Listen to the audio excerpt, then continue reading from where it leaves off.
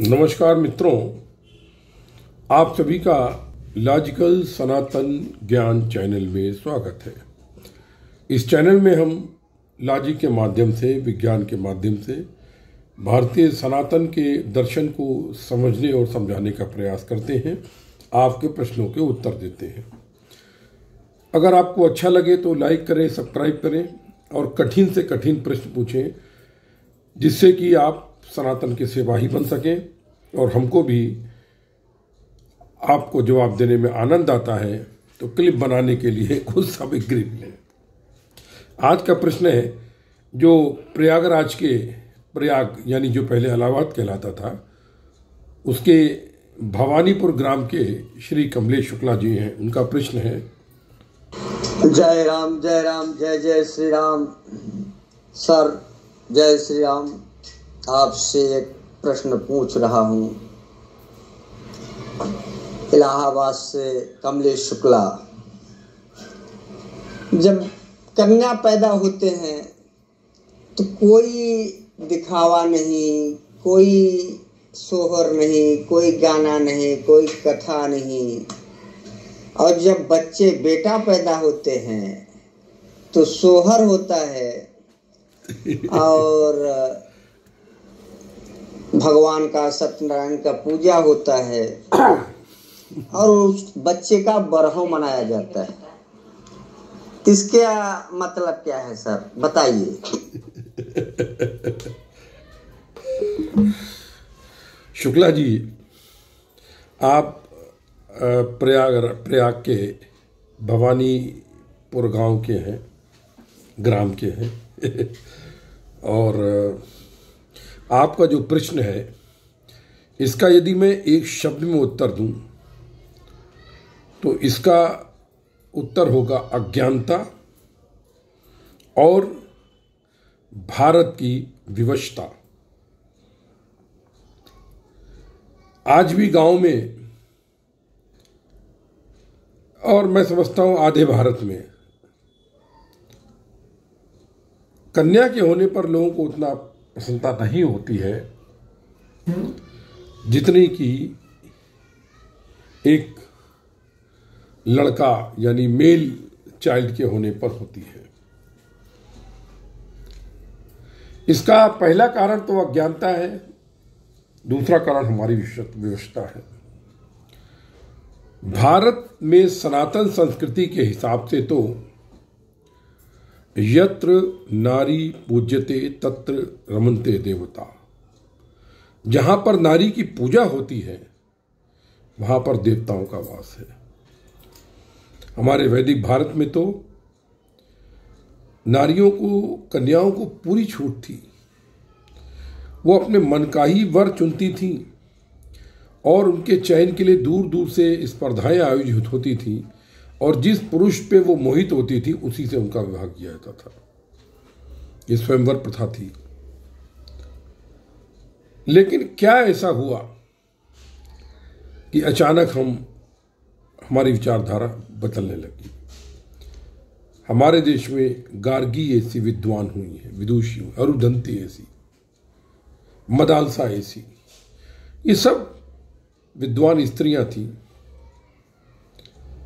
मदालसा तो आप समझ लीजिए, उसकी कथा तो बड़ी विचित्र है। पढ़िएगा, कभी मौका मिला मैं बताऊंगा किस तरीके से उसने निर्भीकता अपने बेटे को सिखाई थी और उसके बेटे ने जाके जवाब दिया तो ऋषि मुनि प्रसन्न हो गए थे। जिस देश में इतना सम्मान हुआ नारी का, उस देश में अचानक नारी जन पर, कन्या जन पर इतना शोक क्यों मनाया जाने लगा? मैं जानता हूं, मैंने बचपन में देखा है, लखनऊ शहर में रहता था। हमारे पहचान में पंडित जी थे, एक नाम नहीं बताऊंगा मैं, ब्राह्मण थे जन्म से, कर्म से तो नहीं होंगे वो। तो उनकी लड़कियां पैदा हुई, लड़कियां पैदा होती थी और दूसरे तीसरे दिन मर जाती थी। उनका शरीर नीला दिखता था।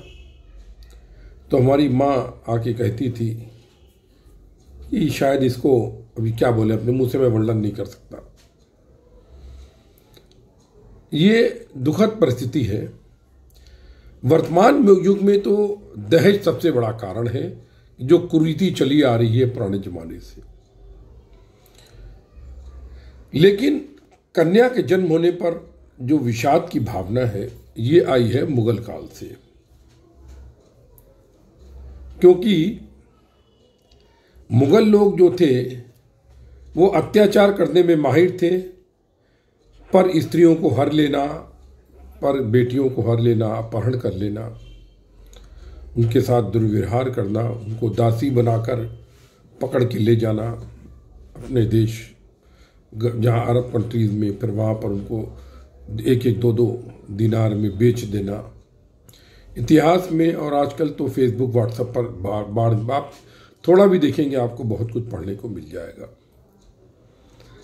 इस कारण से जो हिंदू समाज था, मतलब गैर मुस्लिम समाज कह लीजिए, अब हिंदू समाज नहीं, गैर मुस्लिम समाज, उसके अंदर एक हीनता की भावना आई। क्योंकि यदि घर में बेटी होती थी तो पहले तो उसकी रक्षा करो, उसके बाद के लिए योग वर ढूंढो, और योग वर मिलने के बाद भी उसकी रक्षा के दायित्व को निभाओ।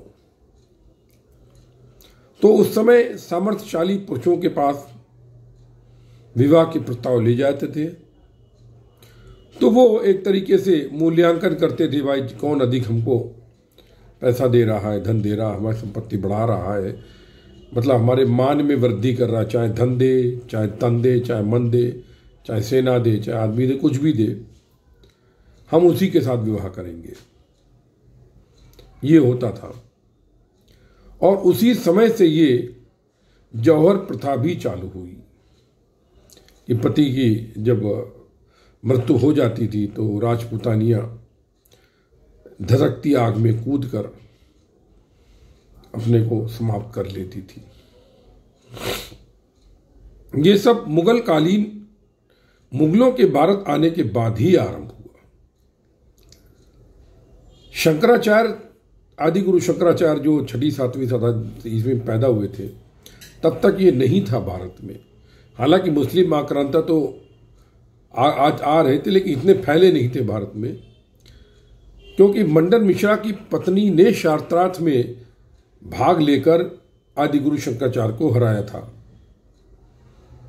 तो बाद में आदिगुरु शंकराचार्य ने अपने शरीर को सुरक्षित रखा, परकाया प्रवेश किया राजा के शरीर में, और तमाम बातें सीखी विवाह संबंधी।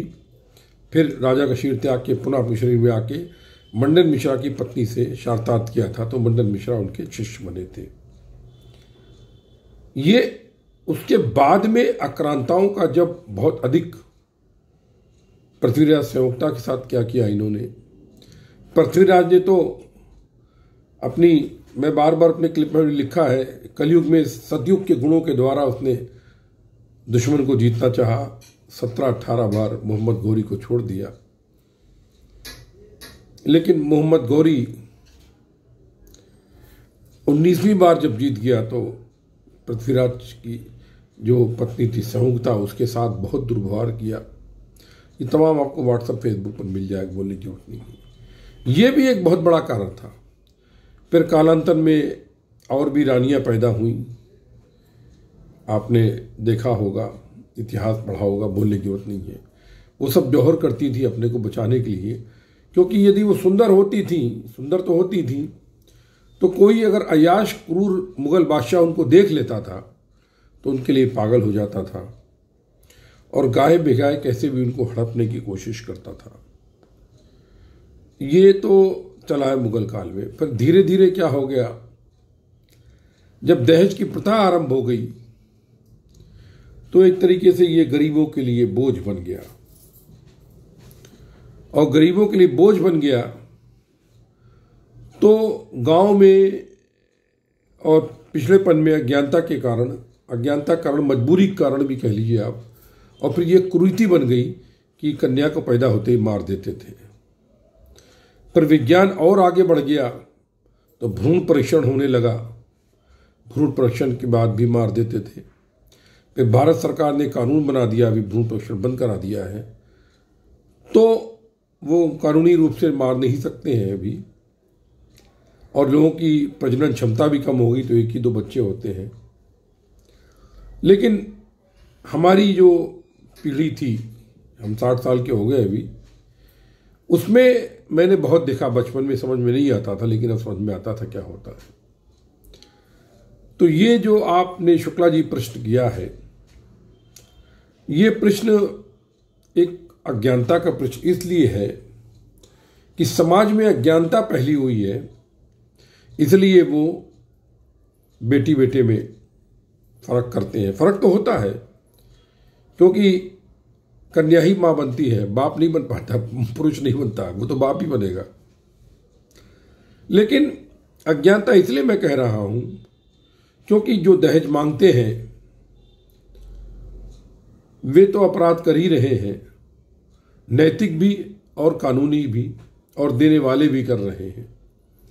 इसका एक ही हल है कि आप बेटी को पढ़ाएं, बेटी को इस लायक बना दें कि वो स्वयं भी आपके धन के लिए अधीन ना रहे। इसके लिए आपको पढ़ाना जरूरी है। बेटी को बचपन से कोई हुनर सिखाएं। यदि पढ़ने में तेज नहीं है, आपके पास फीस नहीं है और तकलीफ है, तो उसको हुनर सिखाएं और उस हुनर को बढ़ने दें। क्योंकि आत्मनिर्भर भारत जो अभी माननीय प्रधानमंत्री मोदी जी का नारा है, उसमें जब तक में हम बचपन से ही बच्चों को, क्योंकि मैंने देखा अपनी पहचान में कि मारे कूटे ठोके इंजीनियर तो बना दिया, बाद में लौटा सेकंड क्लास पास हुआ, 5,000 की नौकरी भी नहीं मिल रही, बैठा हुआ घर में, क्या करेंगे आप? ऐसे इंजीनियर से अच्छा तो वो फिटर है, वो ब्लाउज सिलने वाली है, कम से कम महीने में 10,000 तो कमा लेती है, कम से कम 10 नहीं तो 5-7 तो कमा करके अपना खर्चा तो निकाल लेती है। बाबा को घर में पापड़ बना करके बेच करके, अचार बना के बेच करके, दाल की मुगोरी बना करके बेच करके, बरी बना के बेच करके, फरसाण बना के बेच करके अपना एक व्यवसाय तो बना सकती है। और यदि लड़का है तो भी वो भी बना सकता है। तो अभी ये बदल चुका है कि आप पढ़ाए ना, पढ़ाई में कुछ नहीं रखा अभी, या पढ़ो तो गद के पढ़ो। मतलब ये है कि डिग्री से बात नहीं है कि नकल मार के लौंडे ने पढ़ लिया, 10वां 12वां 15वां कर लिया, जो भी कर लिया। जब तक में अंदर से ज्ञान नहीं आएगा, पढ़ाई का नॉलेज नहीं होगी, बहुत मुश्किल है अच्छी नौकरी मिलना। तो इसके लिए ये है कि आप व्यापार लगा दीजिए। बच्चे को 10, 12, 15 साल की उम्र देखिए नहीं पढ़ने लायक है, उसको आप व्यापार करा दीजिए, कोई ना कोई धंधे में लगा दीजिए। अब आप देखिए, मैं फिर वही बात करता हूं, आप मुस्लिम की बात लीजिए। आज उनके 5-5, 7-7 जिनके बच्चे हैं, वो पढ़ने में उनका मन नहीं लगता, लेकिन 10-12 साल की उम्र से वो हुनर में लग जाते हैं। वो लखनऊ में था, मैं दरदोजी का काम है, साइकिल की दुकान खोल ली, इसमें बुराई क्या है? इसमें ये भी बहुत अच्छी कमाई है स्कूटर की। आज आप देख लीजिए, जितने कार मैकेनिक हैं, जितने स्कूटर मैकेनिक हैं, जितने साइकिल मैकेनिक हैं, जितने पेंटर हैं, जितने कारपेंटर हैं, जितने वेल्डर हैं, जितने फिटर हैं, सब के सब मुस्लिम हैं। क्यों? क्योंकि उन्होंने बच्चों को नकली पढ़ाई नहीं कराई कि हमारा लौंडा नकल मार के भी 12वां पास हो जाए, भले ही उसको CAT कैट की स्पेलिंग ना पता हो, लेकिन वो 12वां पास हो जाए हमारा। और फिर 12वां उसने कर लिया, अब उसको हुनर तो है नहीं, अकल तो है नहीं, अब वो पढ़ा लिखा हो गया गांव में, अब 12वां हो गया तो वो मजदूरी कैसे करेगा? तो ना वो है नहीं कि दो भी कुत्ता ना घर का ना घाट का। यही आजकल हिंदुओं की युवा पीढ़ी का हो रहा है कि हिंदुओं का बच्चा ना घर का ना घाट का। मैं बहुत कड़े शब्दों में बोल रहा हूं, कुत्तों से को तुलना करके बोल रहा हूं, क्योंकि वो उनको अकल नहीं है। जीने के लिए धन आवश्यक होता है, अगर तो धन के लिए आप व्यापार कराइए, उनको हुनर सिखाइए बचपन से। आजकल तो हर क्षेत्र में बागवानी में है, तो बागवानी के भी मुंबई जैसे शहर में 100-100 200-200 रुपए के पेड़ बिकते हैं। दिन में 5 पेड़ बेच लिए तो आपको 1000 रुपए मिल गए। मेरा मतलब भाजी का धंधा कर लिया, क्या बुराई है। मेरी पहचान का एक है, एक पांडे जी है, मेरी पहचान के हैं, यूपी के भैया है अपने। दादर मंडी में उनका ये हाल है कि लोग बता रहे थे वो चाहे तो क्रेडिट पर 100 ट्रक फूल गोभी खरीद ले, पैसे में कोई नहीं मांगेगा उनसे। ये उनका क्रेडिट बन गया मार्केट में। हमारा एक मित्र है, इंजीनियर है, और हिंदुस्तान का सबसे बड़ा छोटी इलायची का व्यापारी है वो। छोटी इलायची का देश भर में उसकी इलायची छोटी वाली मशहूर है। मैं उससे मिलने गया, मैंने देखा कैसे नीलामी होती इलायची की, उसकी सीट पर बैठ के मैंने देखा था। एक्सपोर्ट करता है छोटी इलायची का, एक सफल व्यापारी बना, इंजीनियर था। लेकिन इंजीनियर है तो एक गर्व की बात थी, उसे नौकरी मिल सकती थी, उसे नहीं करी उसने। तो सवाल यह है कि आप हुनर क्यों नहीं सिखाते हैं। आप वो हुनर सिखाइए, आप चाहे लड़का हो चाहे लड़की हो, और अज्ञानता से निकल जाइए बाहर। यही मैं निवेदन करना चाहता हूं और आपके ग्राम वासियों को संदेश भी देना चाहता हूं। आपको कल फॉरवर्ड करूंगा शुक्ला जी, आप अपने गांव के लोगों को फॉरवर्ड कीजिए, उनसे निवेदन करिए कि बेटी बेटे में फर्क ना करो, और हो सके दहेज मत लो, मत दो।